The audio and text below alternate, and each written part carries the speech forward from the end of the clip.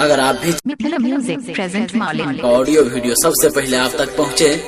तो लाल बटन को दबाकर चैनल को सब्सक्राइब करें और बेल आइकन दबाना ना भूलें।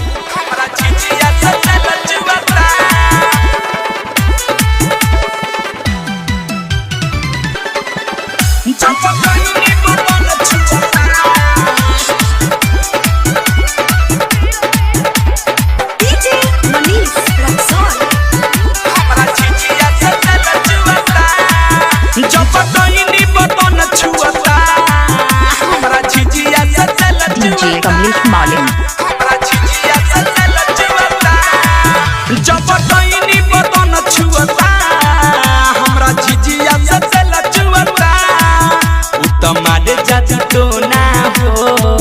जाके मोर घर के कोना हो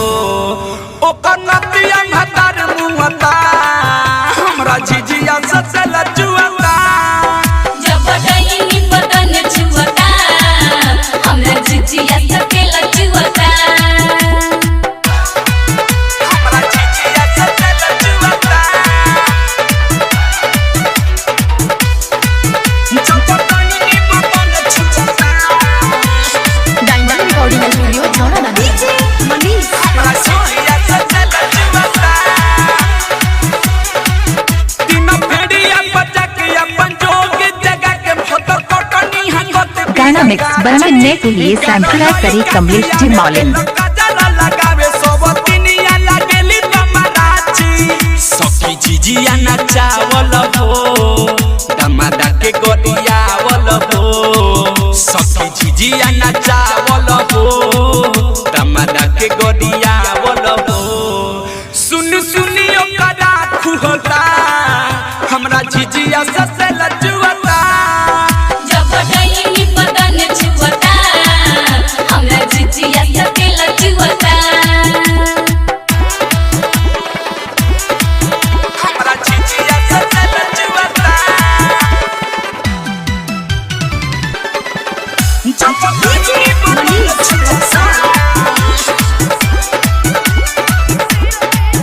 हमरा झिझिया से लजुआता हरिया जय बिहारी ओकर DJ कमलेश मोबाइल नंबर 7033701986 सखी राही रामाधार ओकर पानी है भतार जोग तो न पाइली ओकर छोड़ाई सखिया तो कल बेला हो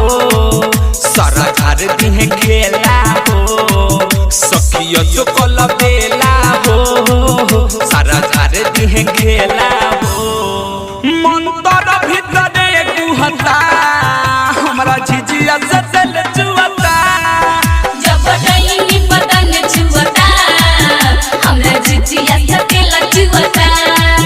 जब डईनी बदन छुअता हमरा झिझिया से लजुआता हमरा झिझिया से लजुआता जब डईनी बदन छुअता हमरा झिझिया से लजुआता उत्तम रे जात तो ना हो जाके मोर घर के कोना